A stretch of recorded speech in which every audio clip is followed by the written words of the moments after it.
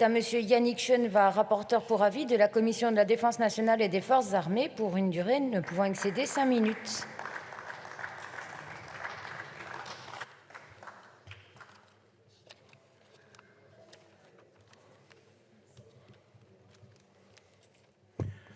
Madame la Présidente, Monsieur le Ministre, Madame la Ministre, Monsieur le Président de la Commission de la Défense des Forces armées, mes chers collègues rapporteurs, mes chers collègues, la mer est un espace de liberté.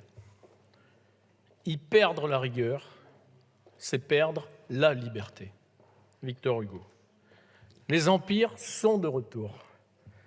Les 30 dernières années n'ont été qu'une parenthèse. Ces empires que certains pensaient disparus n'étaient en réalité qu'endormis.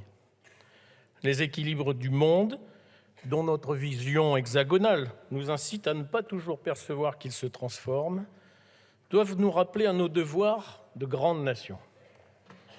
En Indo-Pacifique, la poussée de la République populaire de Chine, la vitesse à laquelle se développe sa marine, en sont une illustration. Elle déroule son objectif stratégique de disposer de forces militaires de premier plan en 2035 et son objectif politique qualifié de rêve chinois en 2049. Poursuivons cet inventaire avec les ambitions sans complexe, sans retenue de la Russie, de la Chine en Afrique, de la Turquie, qui depuis 10 ans fournit des efforts continus pour s'imposer comme une puissance régionale majeure, de l'Iran, qui cherche toujours une capacité nucléaire, et de bien d'autres encore.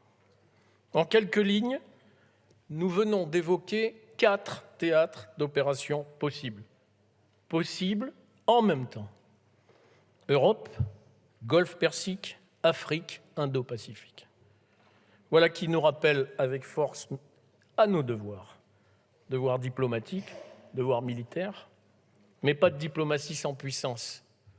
Pas de puissance sans constance. Pas de constance sans effort. Pour la première fois depuis bien longtemps, le budget de la défense ne sert pas de variable d'ajustement. La LPM exécutée à l'euro nous permet de progresser tous les ans et cette année de 3 milliards. C'est heureux. Nous avions atteint les limites de l'exercice en 2017. C'est dans la durée, la stabilité, la persévérance que se construit une grande marine.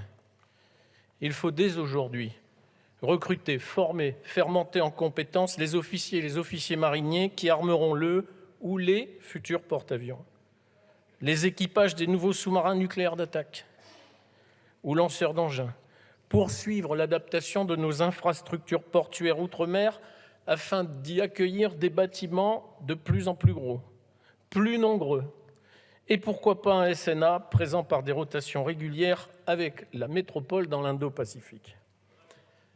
Le temps des drones est venu.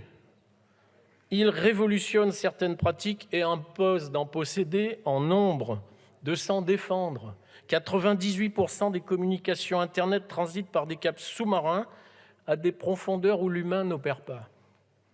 Enfin, les armes hyper véloces confèrent pour le moment un avantage tactique qu'il convient de ne pas négliger.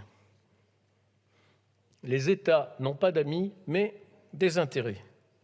L'effort budgétaire important qui portera sur 50 milliards d'euros le budget de la Défense en 2025 démontre la place que le Président de la République et le ministre des Armées donnent à nos forces, à notre BITD. La démocratie a besoin d'être défendue au besoin militairement pour demeurer. La marine bénéficiera donc d'un surcroît de crédit de 9% au titre du programme 178 à 3,088 milliards d'euros en crédit de paiement. Je ne peux que saluer cet effort de la nation qui permettra une remontée en puissance de l'outil naval. Ce qui est désormais en jeu, ce n'est plus une modernisation 1 pour 1, c'est un accroissement du format de la marine avec un deuxième porte-avions, c'est une interrogation. La France ne dispose pas aujourd'hui d'un porte-avions, mais de 65% d'un porte-avions, un tiers de temps, il est en entretien. un deuxième porte-avions et pas un deuxième groupe aéronaval. Nous avons encore un peu de temps pour décider. Par ailleurs, le nombre de frégates de premier rang, fixé à 15, apparaît aujourd'hui insuffisant. Le programme des corvettes européennes pourrait être une solution pour les porter à 18. Les décisions prises aujourd'hui nous engagent pour des décennies. La France doit se préparer au pire pour mieux le prévenir. Mes chers collègues, le monde des 30 dernières années a disparu. Il fut une parenthèse dans l'histoire de l'humanité. En rehaussant dès 2018 les crédits affectés à nos armées, nous avons stoppé un processus de déclassement. Oui, les empires sont de retour, nous aussi.